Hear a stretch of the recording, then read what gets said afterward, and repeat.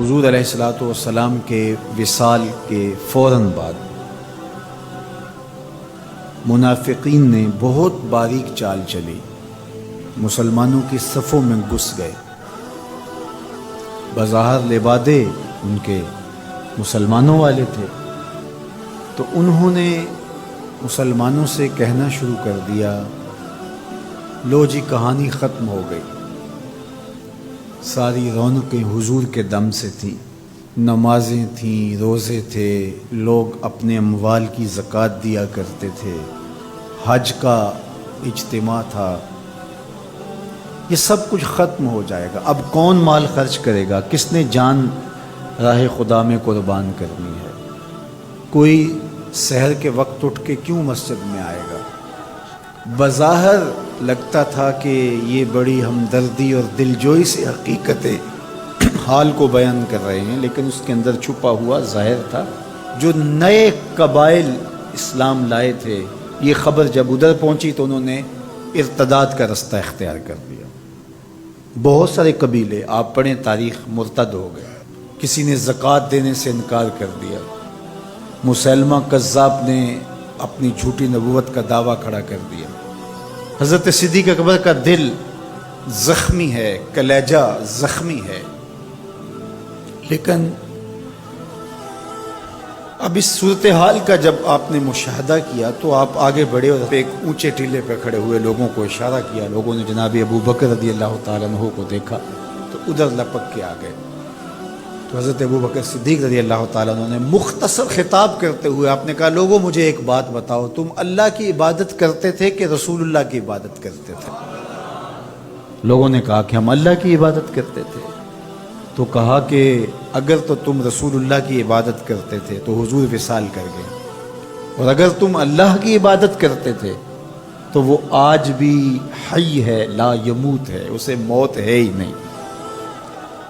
پھر کہا، جس دین کے لیے میرے اور آپ کے آقا و مولا نے اپنی ساری زندگی لگا دی، کیا حضور کے وصال کر جانے کے بعد تم اس دین کو چھوڑ دو گے؟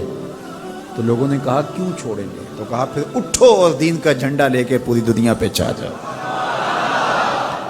تو آپ نے لوگوں کو سنبھالا۔ تو حضرت عبداللہ ابن مسعود رضی اللہ تعالیٰ عنہ فرماتے ہیں کہ اگر حضرت ابو بکر رضی اللہ تعالیٰ عنہ کے ذریعے سے اللہ ہمارے اوپر احسان نہ کرتا تو ہم ہلاک ہو جاتے۔ اس امت کو بکھرنے سے بچایا ہے، شیرازہ متحد رکھا ہے، تو وہ ذات سیدنا صدیق اکبر رضی اللہ تعالیٰ عنہ۔ اور حضور یہ سارے اشارے دے کر گئے تھے۔ ایک خاتون آئی، کوئی کام تھا اس کو، اس نے کہا، حضور نے فرمایا پھر آنا۔ تو اس نے کہا کہ اگر میں پھر آؤں تو آپ نہ ہوں۔ اس کی مراد یہ تھی کہ آپ وصال کر گئے ہوں۔ تو آقا کریم علیہ السلام نے فرمایا، اگر میں نہ ہوا ابو بکر تو ہوں گے، میں نہ ہوا تو ابو بکر کے پاس آ جائے۔ اللہ اکبر۔ حضور نے حضرت ابو بکر رضی اللہ تعالیٰ عنہ کو اپنی زندگی میں مصلی پہ کھڑا کیا۔ ترمذی کے لفظ ہیں، حضور نے فرمایا، لا ینبغی لقوم فیہم ابو بکر ان یؤمہم غیرہ، کسی قوم کے لیے مناسب ہی نہیں ہے کہ ابو بکر ان کے اندر رہتا ہو اور امامت کوئی اور کروائے۔ مروا ابا بکر فلیصلی بالناس، ابو بکر کو حکم دو کہ وہ لوگوں کو نماز پڑھائے۔ اور پھر مصلی پہ جا کے حضرت ابو بکر کھڑے ہوئے۔ 17 نمازیں حضور علیہ الصلوۃ والسلام کی حیات طیبہ کے اندر حضرت ابو بکر نے پڑھائی ہیں۔ اللہ اکبر۔ فرمایا، ما نفعنی مال احد قط ما نفعنی مال ابی بکر، مجھے کسی کے مال نے اتنا نفع نہیں دیا جتنا ابو بکر کے مال نے دیا۔ اللہ کے علاوہ اگر میں کسی کو خلیل بناتا تو ابو بکر کو بناتا، لیکن اللہ میرا خلیل ہے، جنہیں سیدہ کہول اہل الجنہ کہا گیا، جنت کے بوڑھوں کے سردار بنائے گئے۔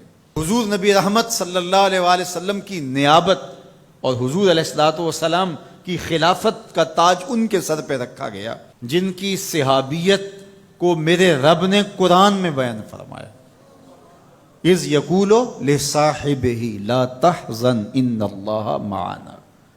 جب غار ثور میں حضور علیہ الصلوۃ والسلام سیدنا ابو بکر رضی اللہ تعالیٰ عنہ کی گود میں سر رکھ کے لیٹے ہوئے تھے، سانپ ایڑی پہ ڈنگ کے ڈنگ لگا رہا ہے اور آپ اپنی ٹانگ کو جنبش نہیں ہونے دیتے۔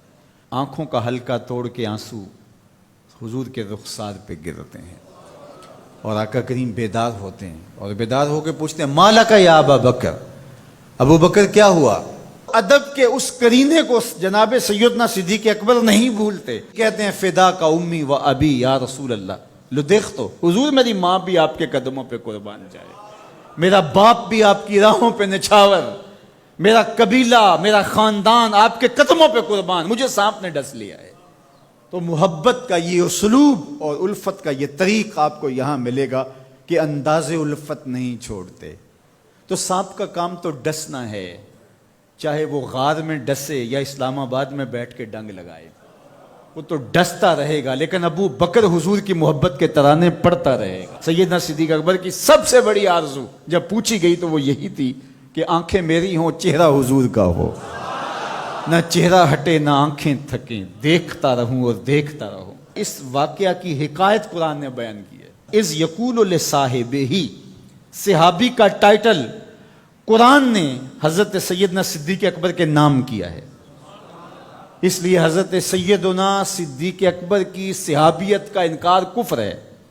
جو حضرت صدیق اکبر کو کافر کہتا ہے وہ خود کافر ہے، اس لیے کہ ان کا ایمان، ان کا اسلام اور ان کی صحابیت قرآن کی قطعی نص سے ثابت ہے، اور ان لفظوں کے ساتھ ثابت ہے۔ اذ یقول لصاحبہ لا تحزن، کہا گھبرانے کی ضرورت نہیں، ان اللہ معنا، اللہ ہمارے ساتھ ہے، اللہ ہمارے ساتھ ہے۔ اور پھر کہا وَالثَّانِي اثْنَيْنِ اذْ هُمَا فِي الْغَارِ، دو میں سے دوسرا، اللہ اکبر، اللہ نے دو میں سے دوسرا کہا ہے۔ یہ شان ہے سیدنا صدیق اکبر کی، جو ثانی اثنین ہیں غار میں، اللہ اکبر۔ یار کہتے ہیں حضور کا سایہ نہیں تھا، لیکن جناب ابو بکر سائے کی طرح حضور کے ساتھ رہے، قبر کے بھی ساتھی، بدر کے بھی ساتھی، سفر کے بھی ساتھی، حضر کے بھی ساتھی۔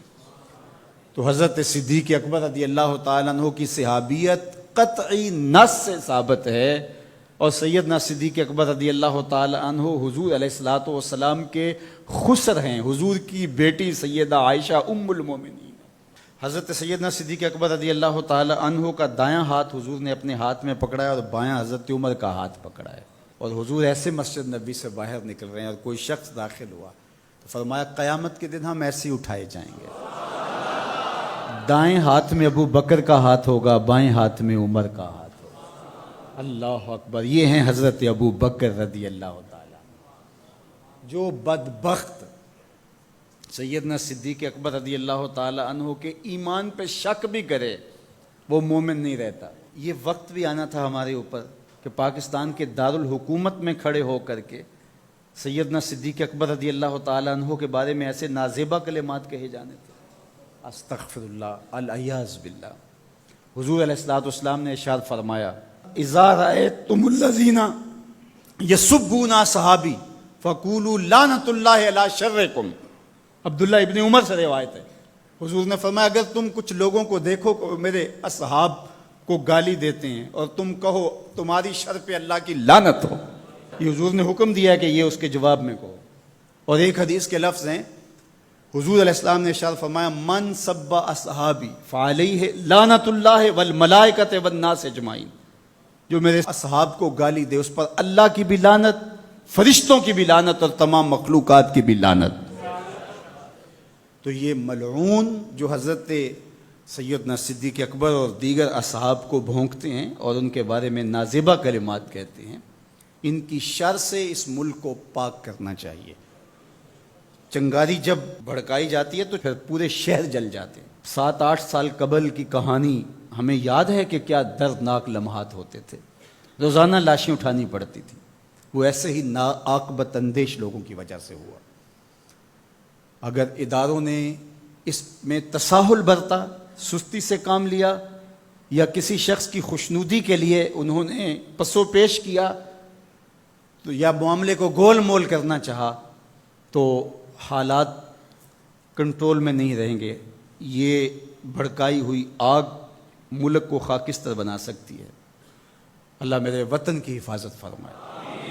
یہ ملک قربانیوں سے حاصل کیا گیا ہے، اور اس کے امن کو بحال کرنے کے لیے ہمارے اداروں نے بہت محنت کی ہے، بہت لوگوں نے قربانیاں دی ہیں۔